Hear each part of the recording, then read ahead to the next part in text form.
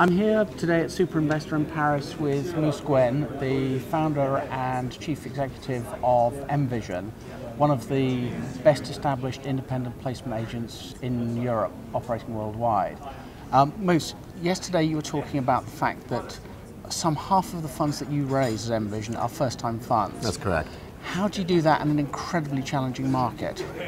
Well, the thing that you got to remember with first-time funds, which was discussed yesterday, is they have very different types of origins. So in some cases, like you see very commonly in the United States, they're spin-outs. Right. So you get teams of 2 to 4 people, a core unit, that comes out of a larger fund to focus on smaller deals again, right? Getting back to their core. That's correct. And they're well known by the investors.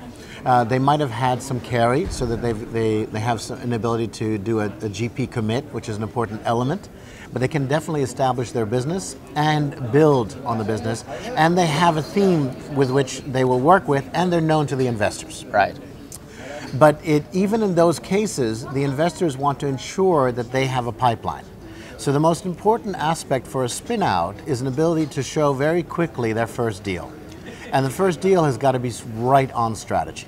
Yep. The other model is one where professionals, a group, have been doing deal by deal, financing it on a deal by deal basis, which is completely doable. Yes. But have done this over a period of anywhere up to 10 years. And those are very straightforward to package because you have this record, you have a team, and what's missing from them is this whole institutional reporting. They don't make capital calls. They don't do quarterly reports, right? But with ILPA or EVCA guidelines, they can very easily refer to a proxy, which they can then show and demonstrate. And then depending on the constitution of the investor base that's showing interest, can be fine-tuned to have best of practice. Right.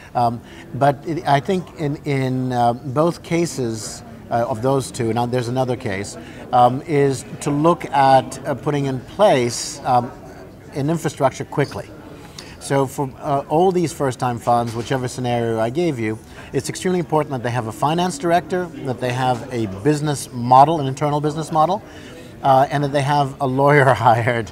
Now, it's always good to have an advisor like ourselves also, because we can help them with practice and establishment and position them, because one of the biggest issues that first-time funds have is that they approach the investor community inefficiently and without a plan, right. Which means that they spin a lot and their ability to be successful is difficult. The other thing you've got to remember is that when you're dealing with bank spin-outs where they don't necessarily have an ability to demonstrate their prior track record or there's some gap in the information, these first closes that you're trying to direct towards the funds can sometimes take a year, and even in few cases a year and a half. Wow. To take place. Right. And so you really need to have an advisor that patiently works with you and patiently deals with being able to filter through the investors and have an objective in mind.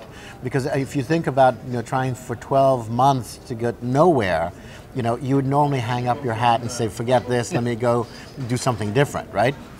And go back to banking. That's right, yeah. But having that enthusiasm, having that ability to have that persistence and that diligence is extremely important. And so again, I think there's a very key role in first-time funds on working with advisors such as ourselves. Now, the two other examples that I was going to refer to was the first-time funds that are established by DFIs. Right. The DFIs have especially in markets of focus that they have a very clear model, and they put in place very good groups. And those groups ultimately mature away from the DFI funding into other funding as they get larger. Which must be the DFI's objective. That's absolutely correct. That's what we have to remember. But that's actually a very good source.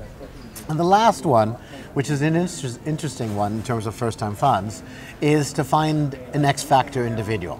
Right. I always joke that in the emerging markets, having a Harvard Business School diploma helps because that you know how to communicate and present quite well. But the truth of the matter is that if you have an individual who's exceptional in the marketplace, there is an ability to get momentum around them. Right. And that's been, again, a model that we've followed, and we've had the fortune to be able to do this. But the one thing you got to remember when we talk about first-time funds, we've done first-time funds in the United States, across Europe, in Australia, across Asia, in Africa, in Russia, in Latin America.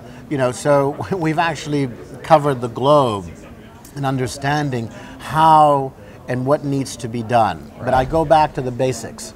Know how to understand what you want to do with your business.